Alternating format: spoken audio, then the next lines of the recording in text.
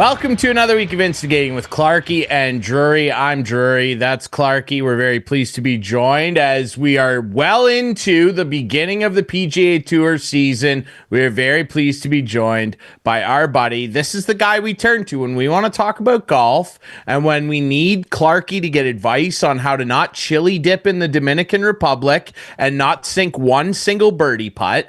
We turn to this guy, and that's our buddy Ian Doig of the Ian Doig Golf Academy. Doigy, how you doing, brother? I'm doing all right, guys. I'm getting a little frustrated with all this damn white stuff we've got falling out here. It's driving me a little bit crazy, but it's February, buddy. It's Canada. Yeah, it's dog days of winter for sure, and it was speaking of dogs today, and yes, the dogs. Well, Clarkey, you're going to be hoping that your pick season doesn't go to the dogs this year like it did last year. You finished dead last in total wins, so we'll see if it can improve for you, and we will get to our waste management picks, of course. But I want to start, Doigy, with the Pro-Am, the Pebble Beach Pro-Am, and boy, Rory just comes roaring out of the gate. And we do this every year.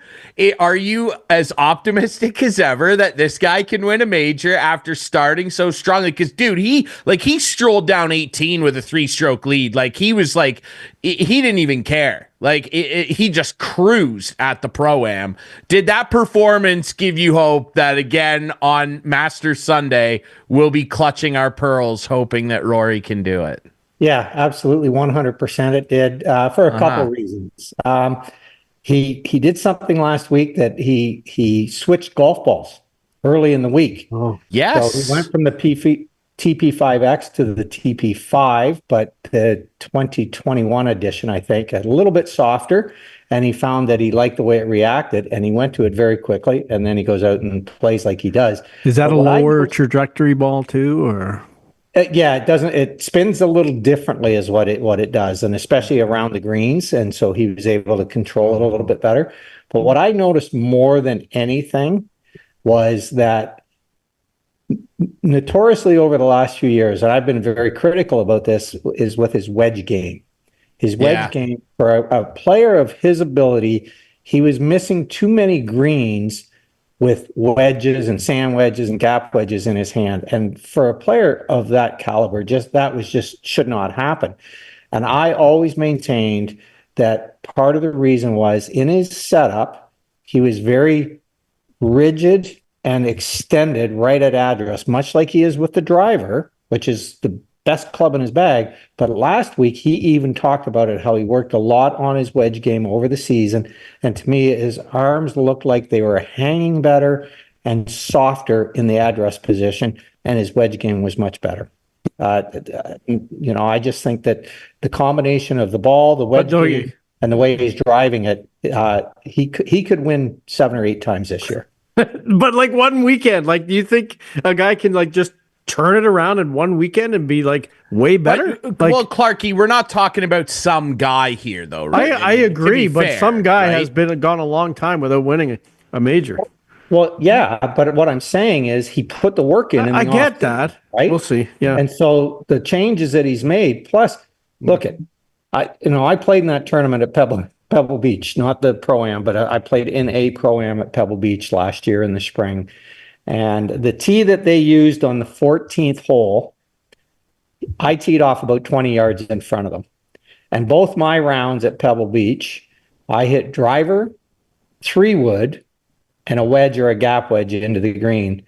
And Rory McIlroy hit driver, 7-iron on the green. So by that take, he's hitting it close to 200 yards by me, which is insanity. He hit that was on Saturday when he hit a 399-yard drive. That's not fair. Of course, that's not fair. That's not right. He had that's stupid. That's stupid. Let's be honest. And Ryan, look, I want Ian's reaction to that. like 399-yard drive. Well, let me break it down for you, because it pitches slightly downhill as it dog legs to the left, and most guys, like, they were talking about it on the broadcast, Doigy, like, I'm sure you watched, like, they couldn't believe it because they were like, most guys, like, we never see guys even try this because there's those trees there. Yeah. He cleared that. He had, I think it was 332 yards of hang time, and then it ran the rest of the way. Yeah, but a dog leg is measured. I know. Cutting the corner. So if he... Well, but the tee shot is measured by how far it carries in the air. That's what TrackMan does. So he was carrying at 330 in the air, 340 in the air. Stupidity. It's crazy. It's absolutely So how is that happening now? Like, let's not talk about the way the earth goes downhill or whatever. Like... It's funny that you're asking that. They eliminated square grooves back in the 90s or whatever because of the spin. Like this trampoline effect now on these golf clubs, on the drivers in particular, obviously, has to be like. Let's get into a couple things. I'm glad you asked that question, Clarkey, because I was actually thinking about this when I was doing a bit of research today. Mm-hmm. There's a number. I didn't do any research, and I thought of it. There was a number of things at play here. Okay, first of all and foremost, we always talk about the golf ball. Mm-hmm. We talk about the heads. Okay, and to a lesser extent, we talk about the agronomy and we talk about the shafts. Okay. Mm-hmm. So when I go back to when I started, let's go to agronomy first. When I started, the greens were measuring at 8, 9, or 10 on the stimp meter. A fast green would be 10, maybe 11 at Augusta. Okay. Yeah. Now the greens are 12, 13, 14 on the stimp meter. Yeah. But back in those days, the fairways were at 4, 5, or 6 on the stimp meter. So when the ball pitched into the ground, it typically was a little softer and you would get 4, 6, maybe 8 yards of roll. Right. Okay. Now we watch the ball pitch into the ground and they're getting 30, 40, and sometimes 50 yards of roll. Okay. That's part of the reason why we're hitting farther. Okay. So agronomy. Fairways are tighter. They're 10 on the stimp meter now. Then let's go. We don't talk about it enough is about the shaft. Okay.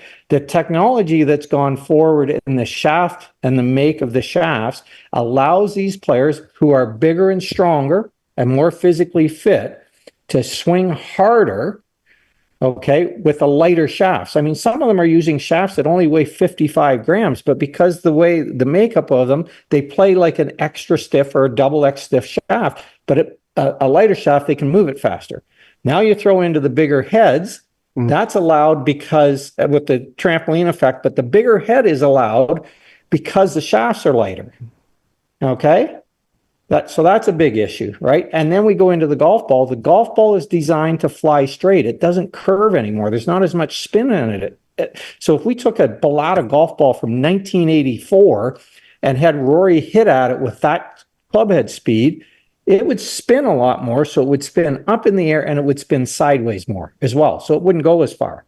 So there's a bunch of things in play here. So one of the things that I think should be done is stopping the progression of the shafts. If we all went back to a steel shaft, they'd go back to hitting at 280, 290, 300. Now, the problem with that is, Clarkey, you'd go back to hitting it 190, 200, 210 off the tee. I wouldn't go back to that. That's what I'm at. Okay, well, he'd right, go to 130, 140. Right. Yeah, I can hit two. So people, the average Joe would lose a lot of distance. So therefore the game. Yeah, but let the average Joe them. Like, right? Okay, so let me get this straight. You know what shaft I play because I bought it off you. Yeah. I don't know if it's good or bad or whatever. I just gave you the money. If I had a better shaft, I'll be able to hit the ball further. Like, would it make a difference?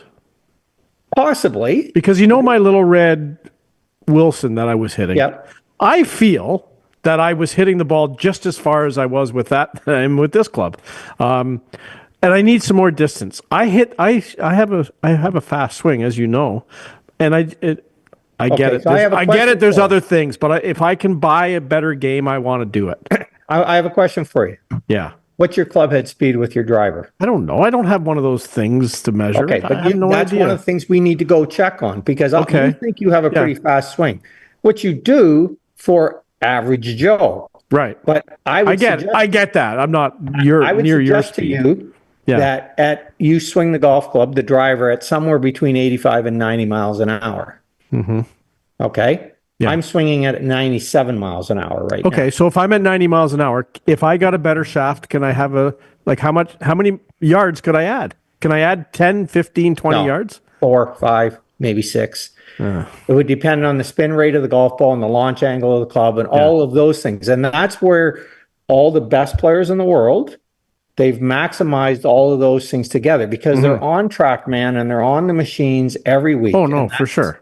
So they're maximizing their launch angle. They're maximizing their spin. They're maximizing the descent angle of the ball, right? They want the ball to maximize out at a certain height so that when it's coming down at a degree, not at 90 degrees where it's just going to hit the ground and stop, and not at 21 degrees because then it never got high enough to carry the distance they wanted. It's coming down around 40 degrees and it's hitting the hard, firm, fast fairways and bounding forward. I've had when I was in Dominican, the fairways are soft, and you would think they wouldn't be, but they are.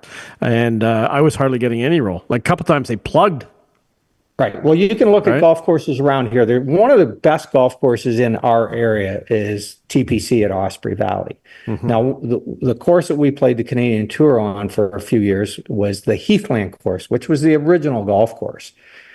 And I love the golf course, but my problem with the golf course is the superintendent there puts way too much water on it. So it plays soft. So it doesn't play like a true links style golf course, which is what it's designed to do. It's supposed to play firm and fast. And it doesn't because he has too much access to water.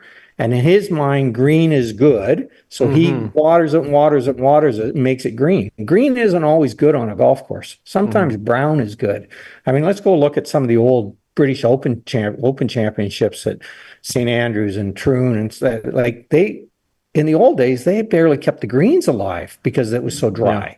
Right? And so there's a lot that goes into that. So when the ground is soft, you have to maximize your carry distance. When the ground is firm, you have to maximize your run distance. And that all comes down to putting the correct shaft and the correct ball and the correct launch angle all together.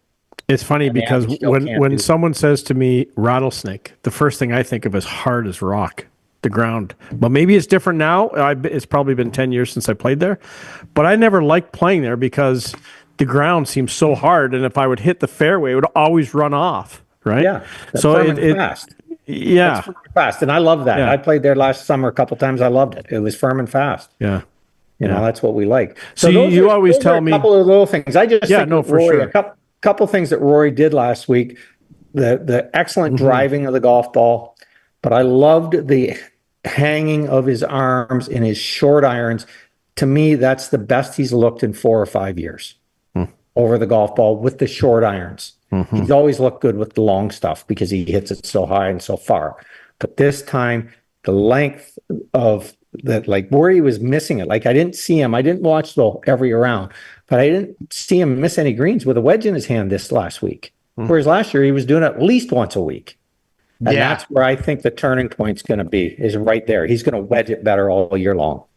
That's the big thing that's held him back. I remember talking about that with you after the Masters and after the British Open too. I believe it was Doigy, where he was in the mix, and then his wedge game. I remember you saying last year his wedge game is costing him tournaments, and especially big tournaments. And you watch how he played at the Pro-Am, and I mean, a lot of people. I mean, the driver's always been his best club. And with a guy like that, that's a great weapon to have. It's just that, when he would get within distance of the green with a wedge, you'd always kind of shake your head and go how is a guy with hands this good? Because we know how good his hands are. You can't drive a ball that accurately with bad hands. The mechanics of the way he was using his wedges were just obscene at times. And it was confusing to watch a guy do that. Yeah, very, very much so. The other thing that he talked about last week was he made a conscious decision over the wintertime to feel like he's playing a little bit more like Scotty Scheffler in the fact of to minimize the mistakes. So that goes to the wedge game too, but to minimize mistakes. So I think Rory from 2 years ago, even though he had a 3-shot lead on the 18th hole, stands up there with a driver in his hand and pummels it down there and hits 7-iron on the green and, wins by 4. But this year's Rory stood up on the tee with a 4-iron in his hand, and then laid up and then wedged it in the middle of the green and took his 2-putt and got out of Dodge with the 2-shot win. So I see a little more of that possibly happening too, where if I don't have the numbers in front of me, but if you went back and looked at how many double bogeys Rory made last year, it'd be a really, really high for a player of his caliber. And if he minimizes that down to no double bogeys for the year, that changes the dynamic of his finishes dramatically, right? So I think a combination of everything, the softer ball, the way he's driving it, the softer arms in his wedge game, and the way he's going to think around the golf course is going to change it. And he came out and said he has 3 more things that he wants to do, right? And one of them is win the Masters, and one of them is win an Olympic medal, right? So, and he can do it if he's to win another Ryder Cup on away soil. Right? Yeah. And if he's the guy that's dialed in the most and is the driving force behind that, I mean, when he's dialed in, like I know Scotty, and like he's kicked the door down and he's the big man on campus right now. But like, if Rory can, and I mean, like I don't want to talk like the guy's 50. He's not Phil Mickelson or something here. Like he's in his late 30s. So to say roll the clock back it seems a little unfair to say, but if he can do that, like there's nobody scarier on the golf course, man. Like he's still Rory, man. That guy's in there. I personally think he's still got 4 or 5 majors in him. I hope so. Wow. I just love watching that guy win. There's a statement. And if he does it, even if it's not the Masters this year, like remember he was really in the U.S. Open, he just whiskey mitted his way out of that. If he just gets one this year, I'm going to be so fired up. Hopefully we got to watch one together, Doigy. That'd be a good day. Well, you know what? I'm just going to throw this out there, but the U.S. Opens is in Oakmont this year, which isn't that far away. You've already mentioned this to us. You know, we could jump in the truck and drive down there. God, is that ever tempting? I might tell Ryan what kind of truck you got, Doigy. We would take yours because I don't want to put the miles on my new truck, Clarkey. Exactly. But that's right. I bought myself a GMC Canyon from some guy up in Exeter. He's working at a dealership in Exeter. You know, HMP. To be honest with you, it was probably his wife that made the sale, but you know, that's okay. Wow. There you go. Hey, a sale's a sale. Like Vin Diesel said in Fast and the Furious, winning's winning. Absolutely right. And speaking of winning, I did that a lot last year. I won 7 tournaments. Oh, here we go. Okay, in our golf. Can you just like you know what they say, right? Like sore winners, no, right? Like that's just what you are. I'm not sore. I feel great. I'm a well worked in winner. That's what I am. Mm-hmm. And we're going to get things started this year with one of the best tournaments of the year. I love the Waste Management. It's the fans tournament. Hopefully there aren't 70 people passing out drunk this year, but they got to dial that back a little bit. But we're going to start it off here. We're going to unveil to everybody our picks, and then we're going to take a break after that. And when we come back, we're going to do something real special this year with the golf picks, because I want another excuse to really bury these guys. So we're going to do something fun after this. Producer Adam, I know you've got a graphic ready and everything with our Waste Management picks. So I have decided, and I had the first pick because I won the most last year. I have taken a team of my guy, Hideki Matsuyama, Mr. Yellow Shirt, Sam Burns, the defending champ, Nick Taylor of Abbotsford, BC, and Cameron Young. Ian is rolling with Sung Jae Im, Tom Kim, who just became an absolute star last year. I love that kid. Sepp Straka, who had a great opening round, and Si Woo Kim. Clarkey is rolling with Big Scotty, JT, Thigala, and Billy Horschel. How about that?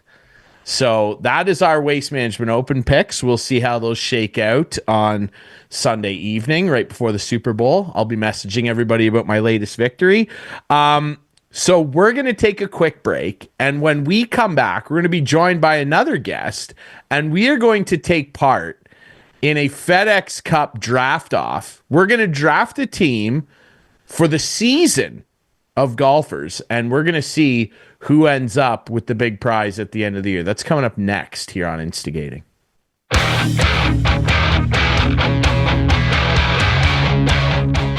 Welcome back to Instigating with Clarkey and Drury. Still rocking and rolling here with our buddy Ian Doig of the Ian Doig Golf Academy. And as promised, we're going to do our FedEx Cup draft.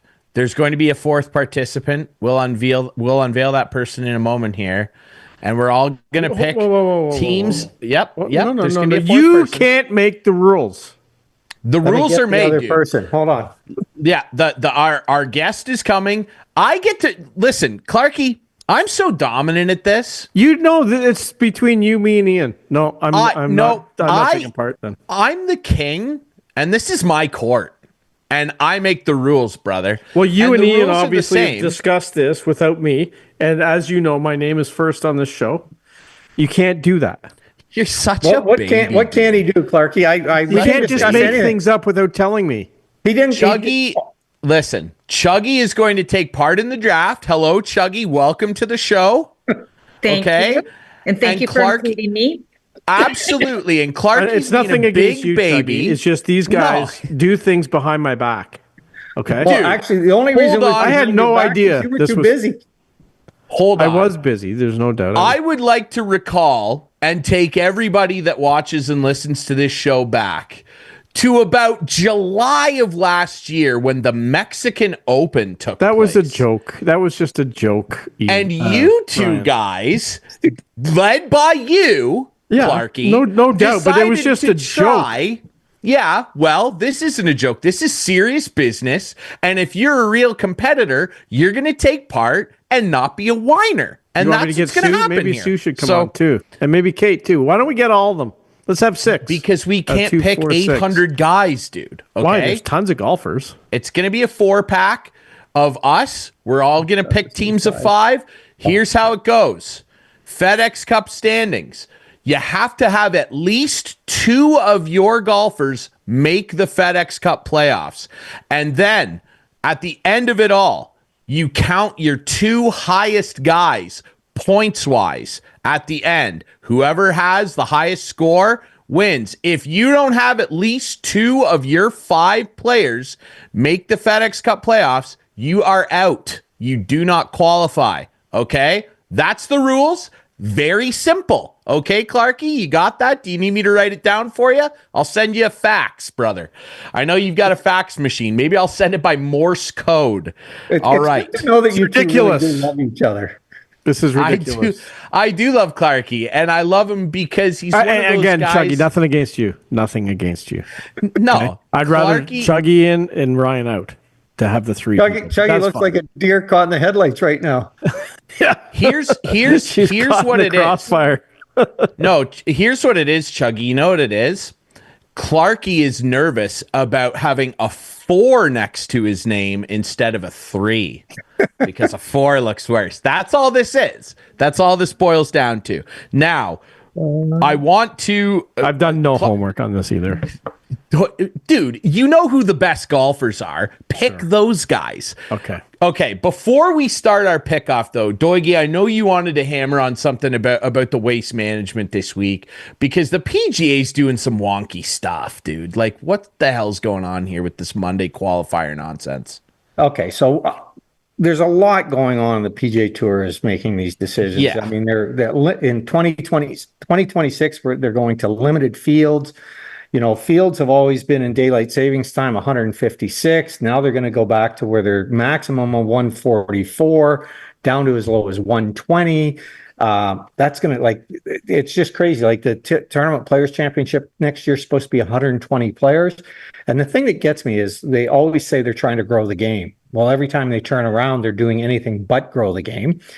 The thing of it is the policy board has players on it, and these players are making decisions to protect themselves in their own best interests. They don't want outsiders coming and playing. So this is some of the stuff that's going on. But the waste management, as long as I can remember, I mean, I tried to qualify for it back in the early 80s, in 81, 82, and that. And it's gotten so big for the Waste Management that they, over the years, in the last number of years, they've had anywhere from 700 to 1,000 players paying upwards of $300 to enter a pre-qualifier to go through to the Monday qualifier to have a chance to get in the tournament where, 100 guys are teeing up and the top 4 get in and they get to play in the tournament. Well, starting in 2026, that's no longer the case. So the local golf association that runs that qualifier, those pre-qualifiers, has made that money for years and years and years, and they've done their budgets based on that money coming in and everything. Well, that now just has arbitrarily stopped. PGA Tour decided that's not going to happen anymore. There's no longer going to be a Monday qualifier. And I had to like this quote that I found yesterday or the day before from Patty Harrington. He talks about it. So he says, this has to be one of the strangest decisions of the PGA Tour when it comes to being in the entertainment business. If it was up to me, I'd be focusing more on Monday qualifiers. There's a movie script story nearly every week. I'd give the leading qualifier a TV draw. What he means by that is a couple other big names with him, and get a TV crew to follow him for the week. I would do this even more so in the bigger events, the signature events. We could have a tin cup story any given week. Could you imagine a struggling pro finishing in the top 10 and winning $500,000? Nobody would begrudge that payout.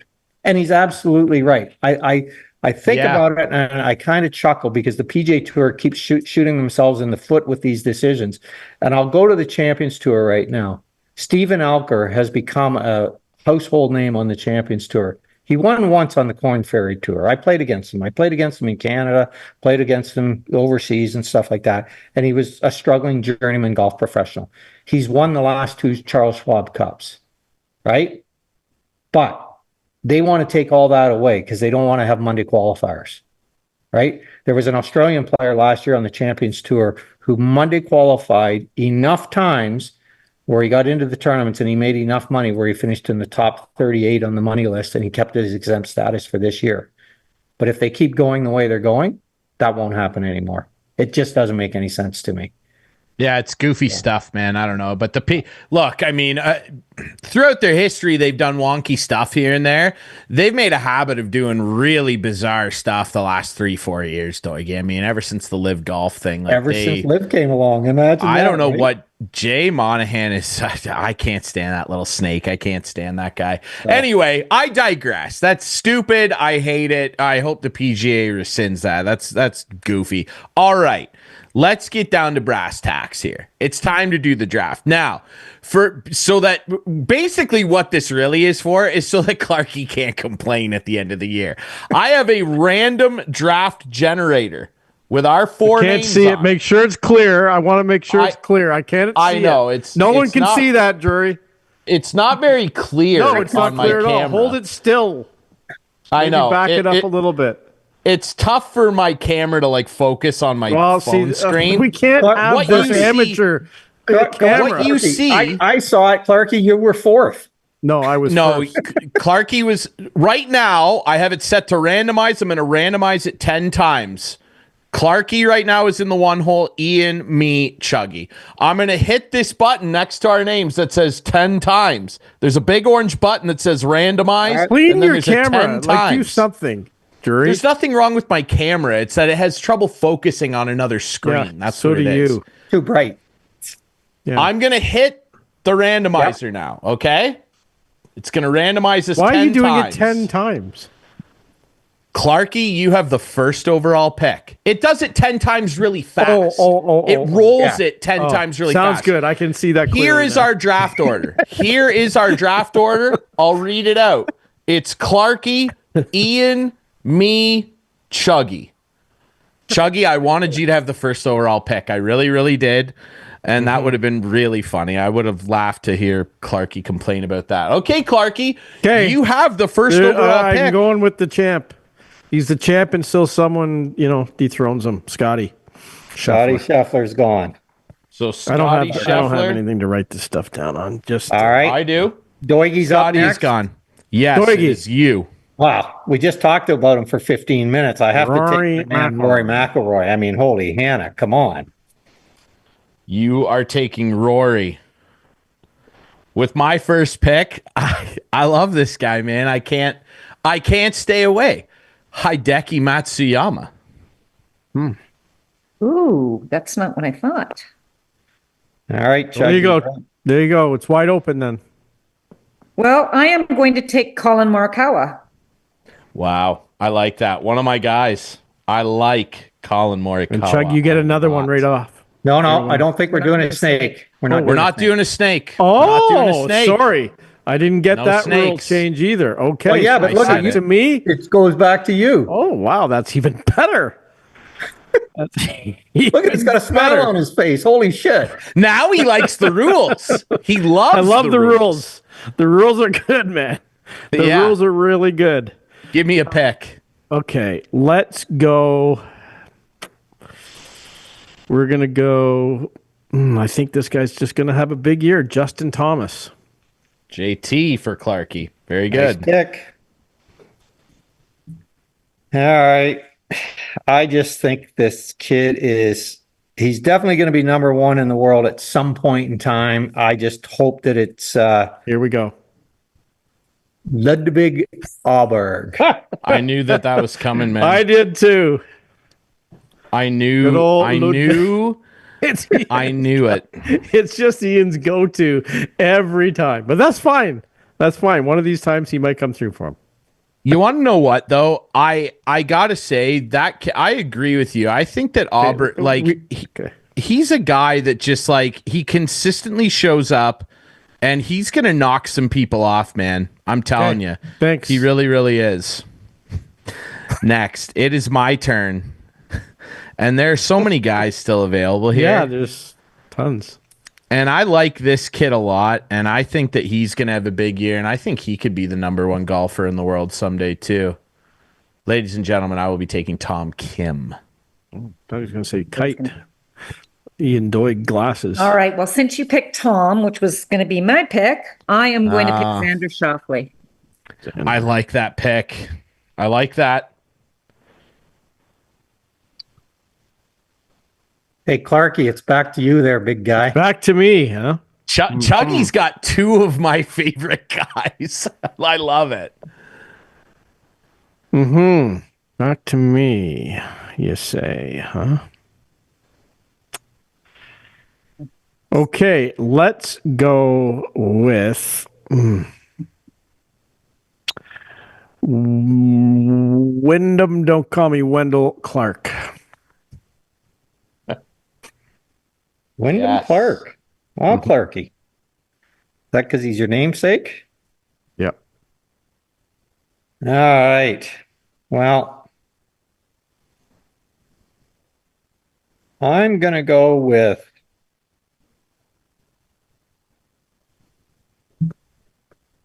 this is riveting. Sung J M.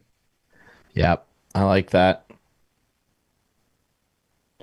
Okay. Sung JM off the board. I'm going to take another young guy that I really like, and I know that Clarkey probably has him on his list that doesn't exist.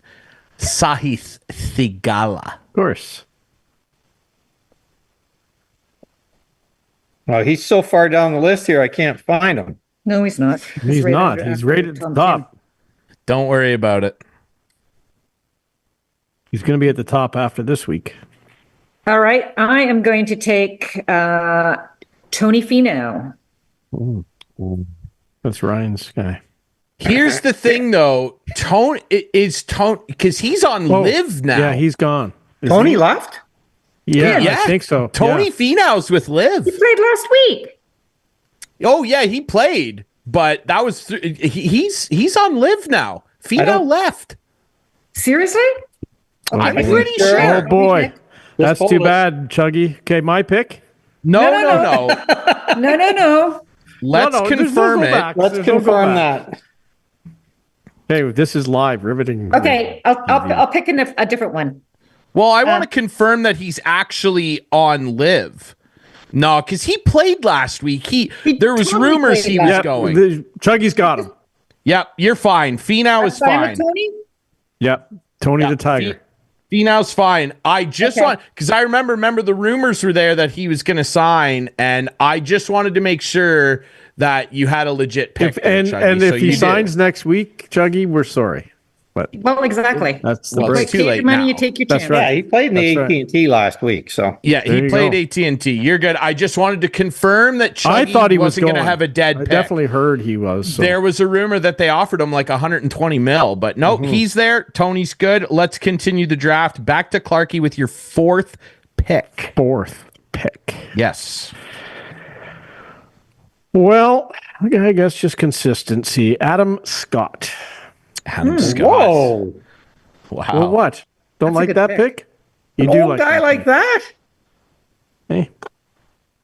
Didn't he finish top 10 last year? He did. Actually, he was tied for fourth. Tied for fourth last year, Doigy. There's a couple there's a couple guys up there near the top that I don't know. Patrick Cantlay. I don't know if he needs to start wearing a hat or something. And Victor He scares me, eh? Victor Hovland last week He's a said jerk. that he was His hat doesn't fit. Um, The adjustable hat doesn't fit him. Remember? yeah. Yeah. I'm gonna go off the board, maybe just a hair on this pick, because I think he's gonna have a really, really good year. I know who he's picking. Who am I My picking? guy. You picking my guy. Who's your guy? No, go ahead. Pick him. Max Homa. I like that. That's Ryan's guy. Well, I fell out of love with Max, though, because has he been inconsistent. But again, another one of those guys, Doigy, where like if he can ever screw it on straight for even half a year, he could win a bunch of events. Like the talent's there. He's a really good golfer, brother. I like that guy a lot. And I like this guy a lot too. And listen, I know that he can be a little inconsistent too, but I just love watching this guy play golf because he looks like he's having fun all the time. I got to go with my Irish brethren. Let's go Shane Lowry. Keep picking the ones I'm going to pick right in front of me. See, and you know what, Chuggy? That's why you and I are going to finish way up at the top here, because I won the most events last year, and you and I are in mind. You know that, Chuggy? Every time Ryan says that, just in case you haven't heard that, Ryan won the most events last year. I didn't need to be told that. I was watching, and I could easily tell that. Okay, tremendous. So that leaves me with a lot of good players. I'm going to go with Tommy Fleetwood. Ooh, I like that. Fleetwood. He was on my list, Chuggy. He was on my list too. Yeah, he was on my list too. How I have a list of about 100 guys here, so definitely. I know what you mean. I got a legal pad full of stuff here. All right, so we are back to Clarkey with your final pick. This could be a make or breaker, Clarkey. You know I got to do it, right? Yeah, I know what you're going to do to me. I know exactly who he's taking. Corey Connors. I've already highlighted him down here in your colors. I didn't think he was going to do that. Connors. Okay, good. You didn't do what I thought you were going to do. No, Corey Connors. You know, I think he had a good start today, didn't he? In the waist, he did. And no one picked him. I didn't pick him. Because Corey again, another one of those guys where the wedges, man, God, they get away from him. Tee to Green, he's tuned in. Tee to Green, one of the most talented players on the tour. All the guys talk about it. Like Tee to Green, he is a freak. It's his short game that absolutely kills Corey sometimes. The Tee to Green, your short game is part of Tee to Green, dude. But I'm just saying, he gets there so efficiently. And then if he ends up with like a wedge shot or a putter, Tee to Green. Okay. I'm just telling you, dude. Doigy, telling you. This next pick is hard because there's you never know, right? I know. That's why I think we should all pick a Canadian. That's what I think. But we no, it's a new rule. New rule. No. We're at a point here where I'm going to go way down the list. Whoa, only because he's got off to a great start already this year. Oh, and I like him. Yep. And I just think that he's going to have a great year, and I'm going with Sepp Straka. Yeah. I like old Seppy. You go with. But you were Okay, Drury, last pick. So that's Doigy's last pick. Sepp Straka last pick. Like, dude, that's a damn good player with your last pick. Okay. Now there are a few guys, as we all know from my picking prowess, that I like to lean on. There's a guy named Victor Hovland. I'm not going to take Victor. Matty Fitzchoos or whatever you call him. Matty Sketchers. Matty Sketchers. That's, I think, where he may be going here. Yeah, he's one of Matty Sketchers. He's definitely one of his guys. There's another guy that I like, but he has whiskey mitts all the time. His name's Will Zalatoris. Whiskey mitts scares me. I need to hammer this pick. I need to hammer it. I love Matty Sketchers. But I want a killer. I want a guy who's going to go out. Tiger Woods. And no matter how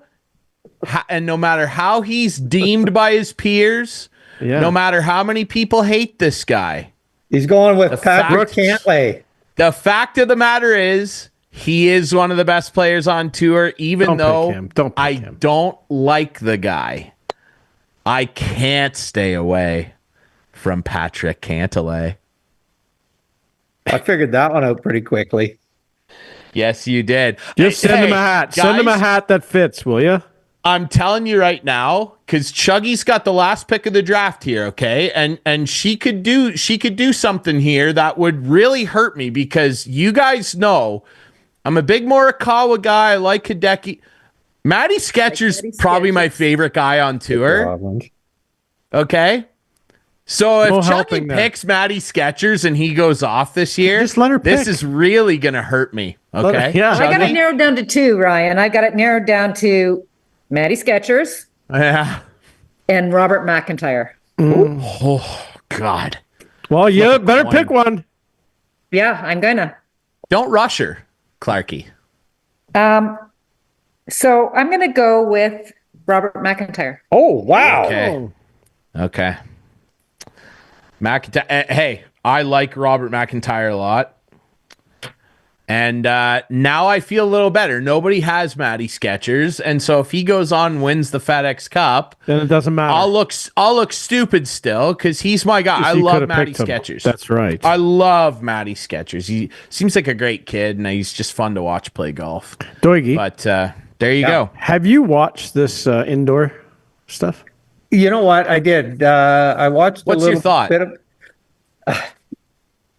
for me, look, I enjoyed watching it. The one night I did lay in bed and watch it for almost the full show.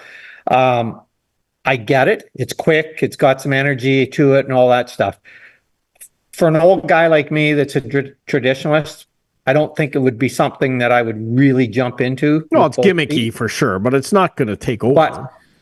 But let me tell you something. Young kids that have grown up playing video games and stuff like that, like think about it. Like, we're at the academy, at the golf academy in the wintertime.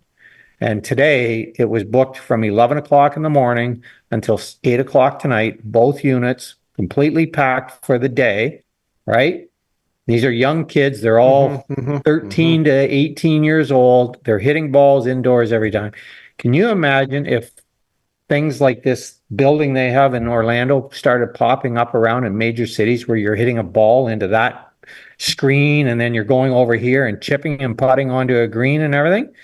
I think all the young kids would just jump all over that and love it. And it could hurt golf down the road.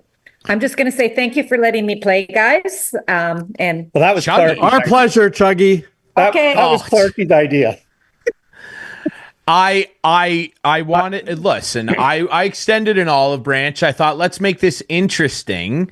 It wasn't like a thing where we went behind your back or something here. You're right. Okay, you absolutely 1000% did, but that's fine. Yeah, but that's you're fine. A whiner. That's fine. Like, that's fine. Like, let other people wait, hey, Clarkey, wait till you later in the season when we go back behind your back again on something else. Oh, I'm sure you will. That's fine. That's fine. That's fine. Hey, Doigy.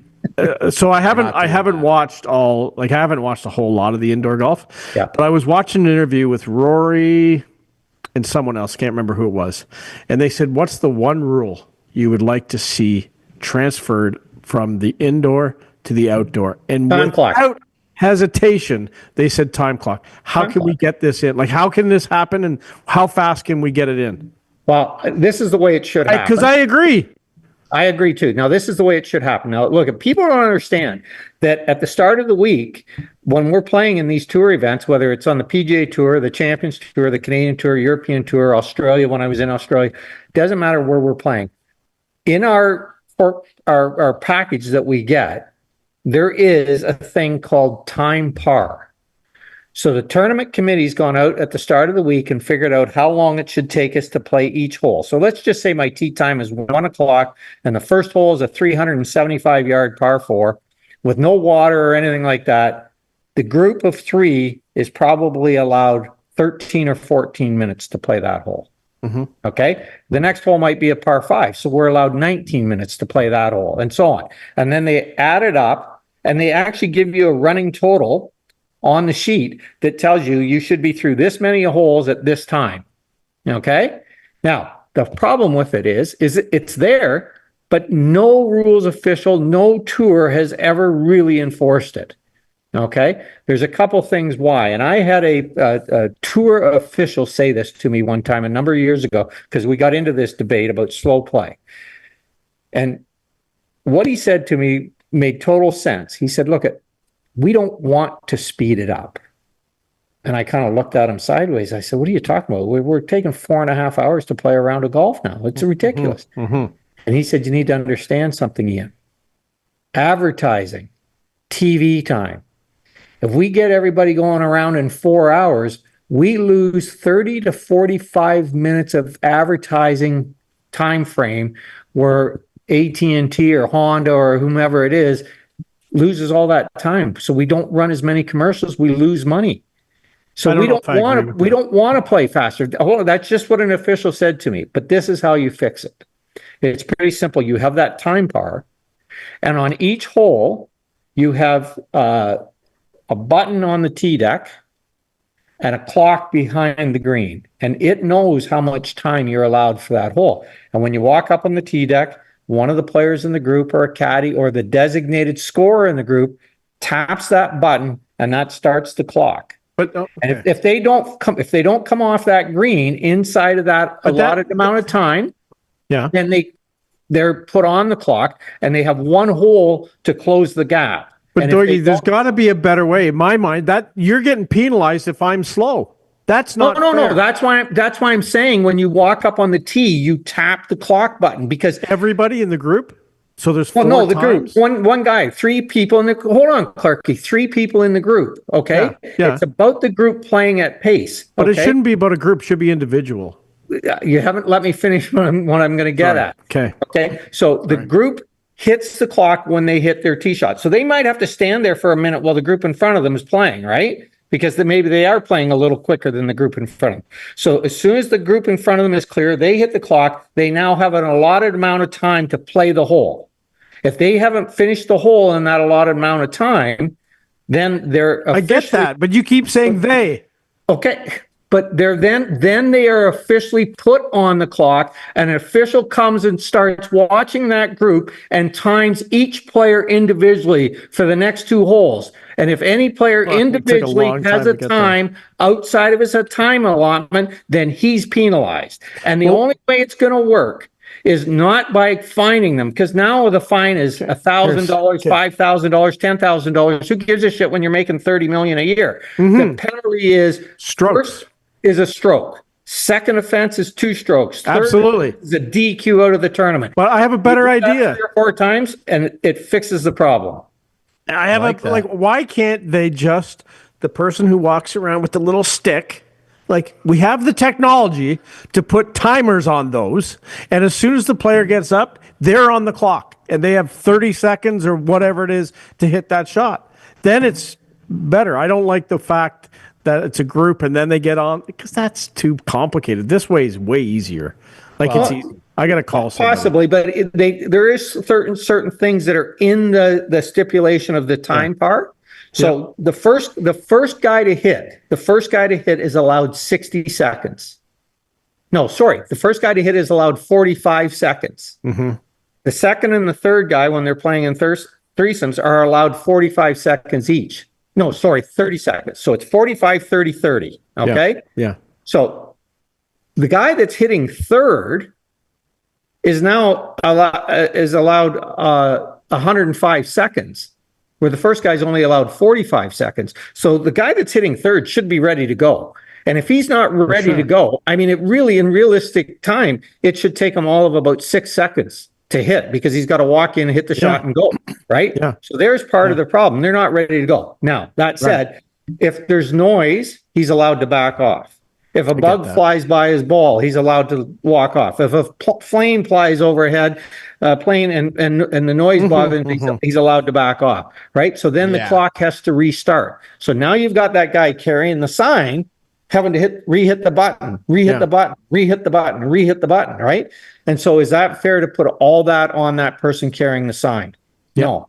Yeah. No, it's not fair. Yeah, it is. Because you would lose volunteers, because that volunteer doesn't want to be responsible. No, there's got to be an official. They can't be volunteers. There's got to be an official with them. Matty Sketcher's getting a 2-stroke penalty and costing him $1.5 million. That person that volunteer is not going to. It's not going to be a volunteer. It's got to be an official. Don't say that about my guy Matty Sketch. Come on now, leave Matty Sketchers out of this. Remember, like Sergio with the yips, Sergio was the worst at times, right? Like, oh my God, he took 40 years. The reset. Like when I played in Dominican. We teed off at 7 a.m. one day. We were like the third group off, and we were done by 9:40. That's 2 hours and 40 minutes. Done. That's good. Okay. When we teed off at 1 o'clock, we were out there for 4 hours and 15 minutes. Okay, but you're also not playing for a first place check of $3.5 or $4 million. Right? No, it wasn't quite a little different situation. No, I know, I get it, but no one likes to be out there. But I'm going to tell you a little story. Now, this happened a long time ago. We don't have a lot of time left. A long time ago, and you've heard me tell this story before. I played a couple weeks on the Canadian tour back in the 90s. Okay. And it took us 5.5 hours to play on Thursday and Friday in 3 sets. I remember hearing this story. Drove me crazy. It's ridiculous. A week and a half or 2 weeks later, I was playing on the Nationwide Tour, which was back then, I think it was called the Nike Tour. And we played in about 4 hours and 45 minutes. And less than a month later, maybe 2 or 3 weeks after that, I was playing over in Europe. And I was in the second to last group off on Thursday afternoon at about 1:30 in the afternoon. And we played in 3 hours and 54 minutes. Slow play is a North American thing. It doesn't happen. I tell you, I've played last time I was in not this past time in Dominican 2 years ago. We played. We met some Swedes and we golfed with them. They're fast. Oh my God, they're fast. They were like. So every round that running to the golf cart. Every round I played in Australia, all the rounds I played in tournaments in Australia. Yeah. Not one of them took over 4 hours to play. No, and that's in tournament golf. Yeah. In the senior tour down there. Perfect. So slow it can be done. Is a that's all we're American both saying. Thing. But it seems like my point was way back when the golfers want this, so let's get it in. It seems that way. It seems that way for sure. I think that Clarkey just wants this instituted as quickly as possible because I have Patrick Cantlay on my team. That's true. He's looking for his hat still. But hey, what I'll say is that, on the note of the Swedes playing really fast, that's why Ludwig Åberg is going to be the number one player in the world someday. And he's quick. He's fast, dude. I think he might be the fastest player on tour. Yeah. It's something. I will tell you this. Review. Mo Norman could not play golf in today's world. No. So here's a quick story. In the Canadian Amateur back in the 50s, he was playing a guy by the name of it'll come to me, but I think Phil Brownlee was his name, who also played very quickly, and it was a 36-hole final match for the Canadian Amateur Championship. And they were allotted so much time to play the morning 18 and then break for lunch and then play the afternoon 18. And they played the morning 18 in less than half the amount of time they were allotted.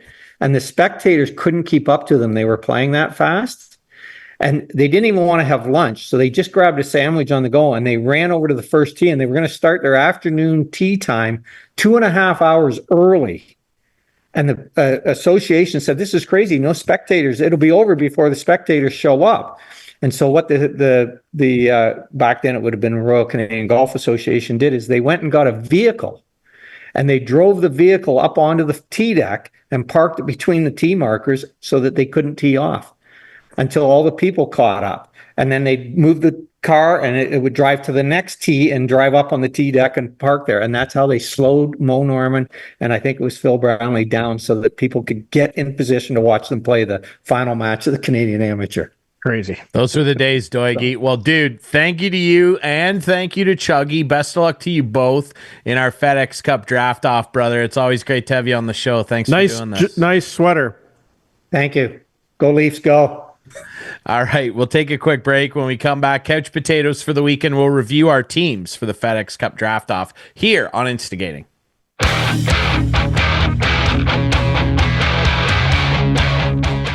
Welcome back, wrapping things up here on Instigating, a busy Instigating with Clarkey and Drury. Thanks to Ian Doig and Chuggy, of course, for taking part in our FedEx Cup draft off, the first annual. And Clarkey's such a baby. I'm going to rhyme off the teams for you. Clarkey, despite the whining, the internet gods gave him the first overall pick, and he took Scotty Scheffler, followed by Justin Thomas. Would you have picked him first? Yeah. Yes. Yeah.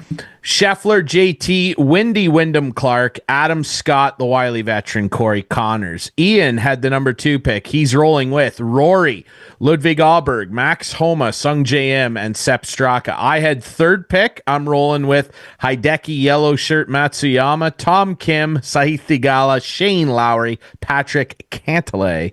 Chuggy's going with Colin Morikawa, Xander Schauffele, Tony Finau, Tommy Fleetwood, Rob McIntyre. That is your FedEx Cup teams on Instigating here. All right, couch potato time. Clarkey, you always start us off. I'm not this week. You're going first. Go ahead. I have to go for, okay. Well, Producer Adam, I let him know. I want to give some love, some shout outs here to my cousin, Brady Shaw. We've had his dad, Brad, Coach Brad, down with the Philadelphia Flyers now. We've had him on the show before. Brady, who of course was the inspiration of the Brady hockey books for children. Pick them up for your kids, all right? Mary, my cousin, wrote them based on her son. Brady's a pro hockey player over in Europe. He's playing for Angers in the French Elite League this year. Oui. He just broke their single season goal scoring record, setting a new mark with 31 goals. He's going to break the points record too. Brady, what a beauty. And he's got the gold helmet on and everything, because over there in Europe, of course, there's Brady with the gold helmet, signifying he's the team's leading scorer. There he is. Good looking guy. They had a ceremony for him the other day celebrating the new franchise mark over in Angers. There he is, getting some love from the fans. Brady, you are my couch potato of the week. Kick back your feet and that beautiful gold helmet. You deserve it, brother. A proud University of Vermont alumnus. Go Catamounts. That's where Marty St. Louis went to college, for the record there, Clarkey. Brady Shaw, my couch potato. Cousin Brady, how about that? There you go. Setting new marks over in France. What do you think? Well, Adam, can you just follow along here? I'm going to do a little directing live on the air. Just do a single of Ryan for a minute, will you? There's my couch potato. You can't do stuff behind my back constantly. Oh my God. Okay. This guy is such a baby. You cannot do stuff behind my back on this show. Okay. Explain to me how it affects I didn't know. competitive- You got to run things by me. My name is first. See it? Clarkey and Drury. Listen, man. Right there. Clarkey. I'll say it one more time. I'm the king and this is my court, brother. Okay? So when it comes to golf pickoffs, I run the show. Okay? He's quitting the show. You wrap it up then there, buddy. You're my couch potato. See you next week. Oh my God. All right. Ladies and gentlemen, I'm sorry you had to be subjected to that. You can watch the show Friday night. I can't believe he did that. Friday nights at 8, Sunday nights at 9 with our friends on Whiteman TV. That's channel 6 for Whiteman subscribers. We debut on our YouTube channel Friday nights at 9. Follow us on social media at Instigating Pod. Don't follow Clarkey though. And remember, you can find us on all your favorite podcast apps. Thanks to Ian Doig and Chuggy. Thanks, I guess, to Clarkey. We'll see if he's back next week. It might just be Instigating with Drury. We don't know yet, but we'll find out next week.